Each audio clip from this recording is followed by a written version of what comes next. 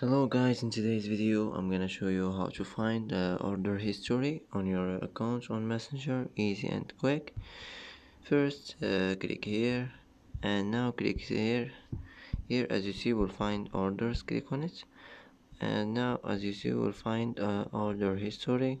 Here you can see all your orders history, and that's it. That's how to find order history on your account on Messenger, easy and quick. And that's it for today. And that's it for today's video. If you like this video, don't forget to like and don't forget to subscribe.